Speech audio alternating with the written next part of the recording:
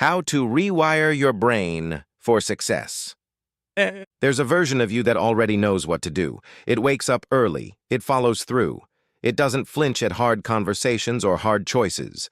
And somewhere along the way, you stopped believing that version was real. But here's what neuroscience quietly confirmed what ancient wisdom always knew. Your brain is not fixed. It is not a finished product handed to you at birth, sealed and permanent. It is living tissue, constantly reshaping itself based on what you think, what you feel, and what you repeatedly do.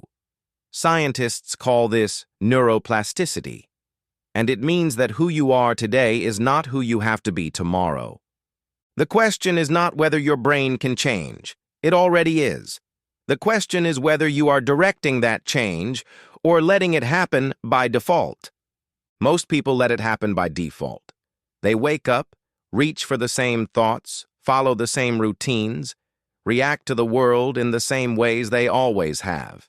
And slowly, without noticing, they carve those patterns deeper and deeper into their neural architecture until the thoughts feel like truth, and the habits feel like identity, and the limits feel like laws. But they are not laws. They are just grooves, and grooves can be rewritten. The first thing you need to understand is this. Every thought you think is a signal, and your brain is always listening. When you tell yourself you're not smart enough, not disciplined enough, not the kind of person who succeeds, your brain doesn't argue. It agrees. It prunes away the pathways that contradict that belief and reinforces the ones that confirm it. It builds a world that matches your story. So the rewiring begins not with action, but with awareness. Before you can change what you do, you have to see what you think. And most of us have never really looked. Start by catching the automatic voice, that quiet narration running in the background of your life. The one that whispers you'll probably fail, this is too hard. People like you don't get those kinds of things. Don't fight it, don't shame it, just notice it. Because the moment you can observe a thought, you are no longer inside it.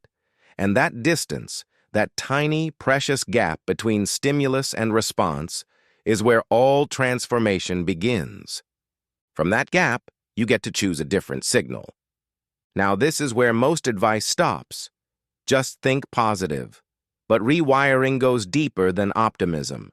It requires repetition. Because the brain doesn't change through one good moment. It changes through consistent practice, through returning again and again to the thoughts and behaviors you want to strengthen until they stop feeling forced and start feeling natural, until the new groove becomes the deepest one. This is why visualization is more than motivation. When you vividly imagine yourself succeeding, your brain activates nearly the same neural pathways as if you had actually done it. You are practicing at the level of the nervous system, before the moment even arrives. Athletes know this, performers know this, and now, so do you. But visualization without action is just daydreaming, so pair the mental rehearsal with deliberate repetition in the real world. Show up even when you don't feel ready. Do the thing badly at first, then slightly less badly, then almost well, then quietly without ceremony, well. Every time you push through resistance, you are literally building new neural connections. You are constructing a stronger version of yourself, one repetition at a time. And here is something no one tells you about the process. It will feel uncomfortable, not because you're doing it wrong, but because the brain is wired to prefer the familiar. The old pathways are efficient, they're warm, they feel like home. The new ones feel foreign, effortful, uncertain. That discomfort is not a warning sign. It is evidence that growth is happening. The people who rewire their brains successfully are not the ones who never feel resistance. They are the ones who learn to interpret resistance differently, not as stop, but as keep going. There is also something profound about the environment you place yourself in. Your brain doesn't operate in isolation. It is constantly absorbing the language, energy, and expectations of the people around you.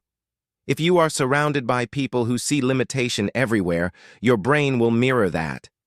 If you are in the presence of people who see possibility, who act as though growth is inevitable, who treat failure as data rather than identity, your brain begins to absorb that frequency too. This is not mysticism.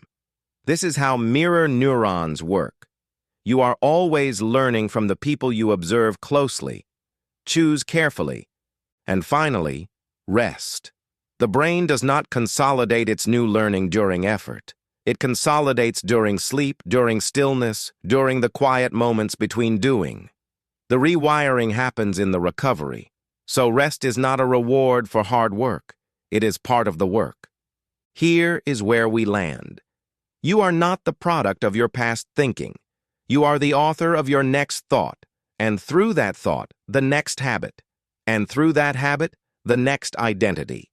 The brain that led you here and the brain that carries you forward are not the same brain, unless you choose to leave it unchanged. Success is not a destination that some people are born near and others are born far from.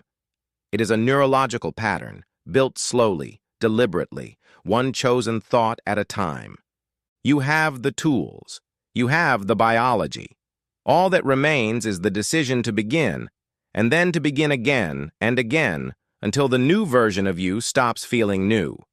That version is closer than you think.